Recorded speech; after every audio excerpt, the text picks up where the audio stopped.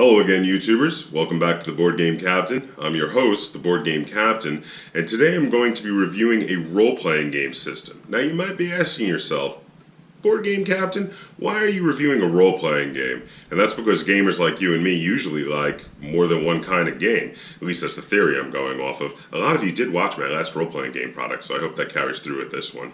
So I'm going to be reviewing Savage Worlds by Sean Lacey Hensley.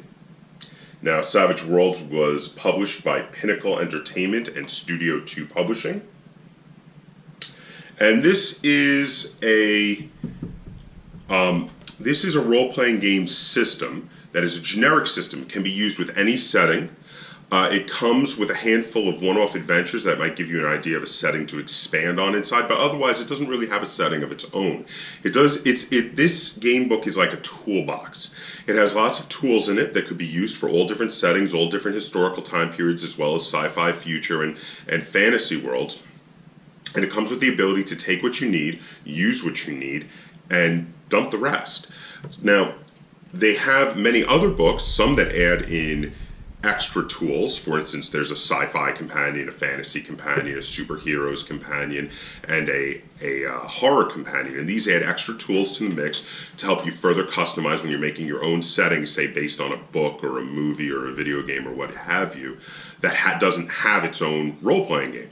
Now, in addition to that, they do have official licensed setting books, some put out by Pinnacle Entertainment Group, but others put out by a lot of their partner companies, and they cover all sorts of different settings, some based on books or comic books or movies and such, and others just based on ideas that the game designers had, and there are all sorts of really cool official settings out there. So let's have a look, and I'm going to tell you how this plays, and we're going to review it for you. So now, Savage Worlds, they went off the premise, and this is something that they talk about a lot, is they want it to be fast, furious, and fun. And these are their three precepts that they work off. Their three goals. Everything they design for Savage Worlds, they want it to be fast, furious, and fun. The three Fs. Now, a number of years ago, I was looking to run a new role-playing game, but I didn't want to use any of the classic systems that I had. I was kind of tired with them. A lot of them are too labor-intensive. The very old role-playing game systems from like the 80s and early 90s quite often are far too labor-intensive for those of us who work full-time. So I was looking for something that was easier to use, and I was looking at modern role-playing games, which I had not really played that much of. And now the number one selling role-playing game at the time was Dungeons & Dragons, as it's just about always been. The number two role-playing game system at the time was Pathfinder, which is an older version of Dungeons & Dragons. The number three selling one at the time, which I'm not sure if it still holds true to today, but at the time when I was buying it, was Savage Worlds, which made this not only the number one selling role-playing game system that was not somehow linked to Dungeons & Dragons, but it also made it the number one generic role-playing game system out there. And because of that, there was a lot of setting books for it and a lot of cool stuff to choose from. So that's why I chose to go with this when I was expanding my role-playing game library at the time. Now let me show you, this is a standard Savage Worlds character sheet. I want you to have a look at what it looks like. It's fairly simple. You've got your statistics, known as attributes in this game, up top, and then you have your skills over here, and you have room for special abilities and spells if you're using a magic casting character in a magic casting environment down here, as well as room for weapons and experience over here at the bottom. Now, the system is fairly simple, but there is enough crunch in there to actually make it worthwhile for people who really are into more rules-heavy games, even though this is fairly rules-light. It's an interesting mix of the two. See, the way the game system works is when you're making your character, you have points you can put in attributes. Now, all of the skills are linked to certain attributes, and it is easier, in fact, half the cost, to raise skills if they are less than their linked attribute. You can raise a skill beyond its linked attribute, but then it costs you twice as much. And the same thing holds true when you're advancing with experience and getting more abilities. The game uses dice. Here's my nice little baby Thulu dice bag. All of the stats and the attributes are on a sliding scale of dice sizes. So it's very simple that your character sheet actually tells you what size dice to use, because when you first purchase a skill or attribute, it is at a D4, four-sided die. Once you up it one level, it goes to a D6, a six-sided die, the die that everybody knows what it looks like. Then from a D6, it goes to a D8, the eight-sided die. From a D8, if you up it again, it will go to a D10, the 10-sided die. From a D10, the maximum usually for most games that it will go to is a D12, the 12-sided die. In an interesting turn of events, the D12 actually gets used a fair amount in Savage Worlds. The D12 is normally an underutilized die in most role-playing game systems. The most used die in most other role-playing game systems, the D20, is actually very rarely used in Savage Worlds. In fact, generally speaking, the only place I ever see a D20 used is for certain tables that have 20 possible results on them. Other than that, the D20 isn't used very much at all. Now, when you're playing a game of Savage Worlds, there are two kinds of characters. All the player characters are wild cards. Extras are little minor NPCs, whether they're on your side or they're bad guys. They are little minor bad guys. Major bad guys will also be wild cards. Now, there are big differences between wild cards and extras when you're playing the game. The first major difference is that it takes 4 wounds to drop a wild card, whereas an extra goes down in 1 wound. So you get 1 good hit on an extra and they're down. So it means that low-level bad guys are, as a rule, much easier to drop. Then the next major difference is that whenever you're rolling your attribute or your skill, let's say you have a D12 in that attribute or skill, if it's an extra, if the Game Master is controlling an extra, that's what they roll. But if it's a wild card, they also get to add a D6 in. And when you roll for that skill, you get to choose whatever is the higher of the two. Now, this may not seem very good for a high-level stat like a D12. You're like, well, most of the time it's going to be higher than the D6. But this game uses an exploding dice mechanic, which it calls acing. When you roll the top number possible on a die, you get to roll it again and add it to it. And this can chain, it can keep happening. So if you rolled a 3 on your D12, but rolled a 6 on your D6, well, you get to grab another D6 and roll again. And in this case, I got an 8 on my 2 6-sided dice versus the D12, which only got a 4. So that would obviously be the better choice in this situation. Now, the game simplifies most of the mechanics of what you need to hit by saying that the standard target number to succeed in any task is a 4. You roll 4 better and you succeed. If you get 4 more, an 8, you get a raise and you succeed better. And then if a task is more difficult, if it's something that is a little tougher, there's a distraction going on, the Game Master will assign a 2-point penalty to your roll. If it's something that's severely difficult, or there's amazing amounts of distraction going on, they'll assign a 4-point negative to your roll. And in that way, the game plays very quickly, while still having specific stats that you can mull over, and there are extra abilities you can get which alter some of your rolls, give you bonuses, allow you to re-roll certain things. Now, the game also uses a couple of items that are not as common in role-playing games as dice are, because most role-playing games use dice.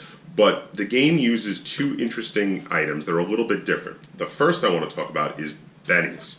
Now, it recommends that you use poker chips as bennies, and I do. I do use poker chips. They're very handy. When I'm game mastering a game of Savage Worlds, it's very easy to just flip these across the table at people. Now, you get 2 bennies to start the game, and then that's for each player. And the Game Master also gets bennies, which they can use for their wild cards as well.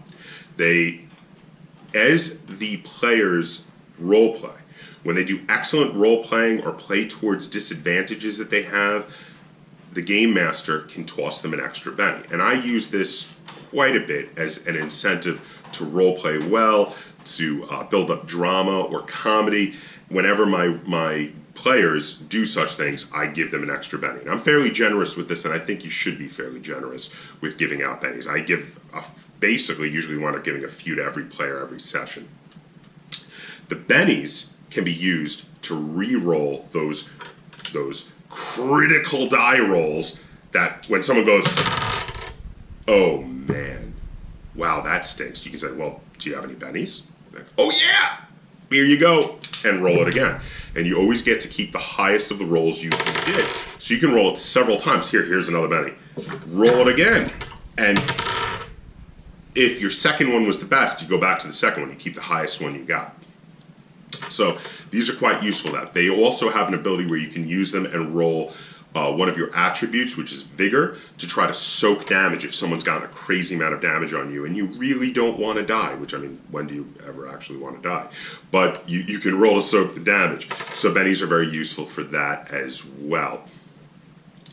The last thing I want to talk about is the deck of cards. Now, Savage Worlds uses a regular playing deck of cards, and then they have as a extra little tool that you can use. It's not mandatory, but you can. They have an adventure deck. This is the adventure deck. And now the adventure deck comes with, in case you don't actually have one, which I don't know why you wouldn't, but it comes with a normal deck of cards as well. And the reason is that every game of Savage Worlds requires a deck of cards. So this one is known as the action deck. It is a regular deck of playing cards. Now, I usually like to use a deck of playing cards that has a theme that's something similar to what we're role-playing at the time. Now, this is really cool. Basically, you shuffle this baby up, and during every combat, you deal out cards to each player, and this is how you deal initiative. You don't roll for initiative. You have a card sitting in front of you, and it's very easy to look around and remember who's going first, because you go in card order from highest to lowest. If you have a tie with someone, they go in reverse alphabetical order by the suit. So spades goes first because it is the last in the alphabetical order. Spades, hearts, diamonds, clubs.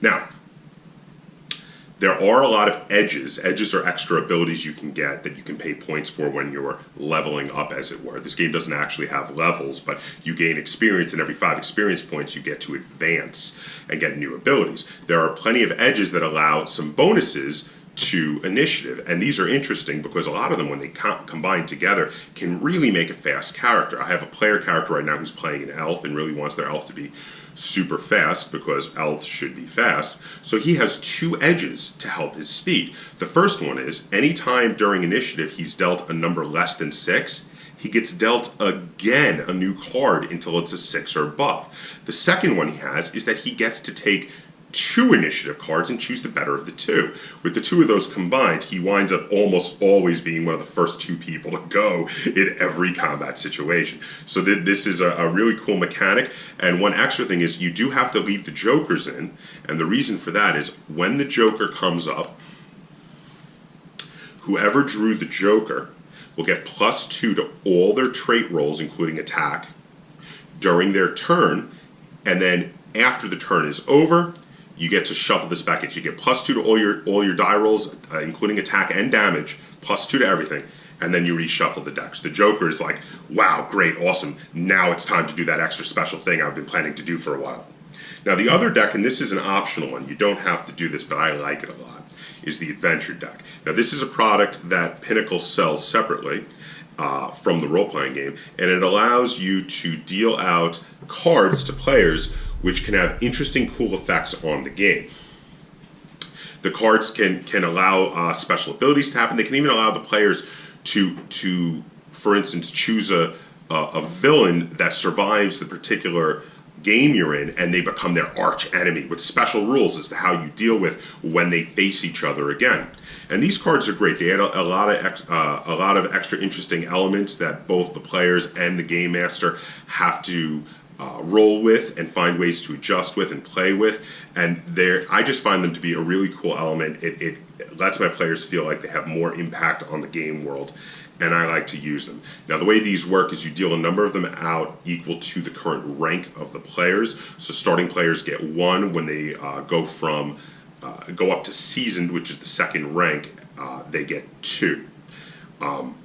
Very cool little extra item to use. So that's a gist of how you play Savage Worlds. Now, Savage Worlds, especially with the different spells and psionic abilities, and especially with the different edges, and there's lots of different edges, both from the main book and from lots of the separate books on the side. There are lots of ways to really customize your character.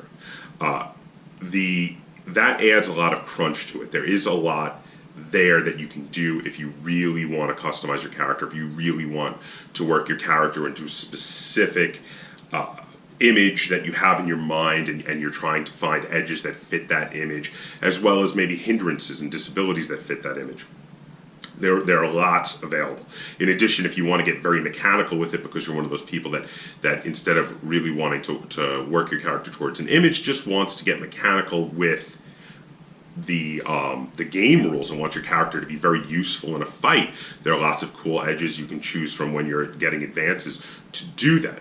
That being said, the game is a simplified, generic role-playing game, and it's very quick to play, it's very easy to play, and I game mastered a 1.5 to 2 year campaign of using the Savage Worlds rules. I'm in the middle of doing another campaign using the Savage Worlds rules, and I've played many one-offs and short campaigns using the Savage Worlds rules. And I have to say that as role-playing games go, it's one of the more user-friendly game systems I have ever used from a game master's perspective. And I've also found that role players take to it very quickly. And I've had role players that only played old school role playing games from like the early 80s to the early 90s type era that have then played Savage Worlds and go, wow, this is so much easier. This is a great system. And yet there's lots of crunch, and I can put as much into it as I want to.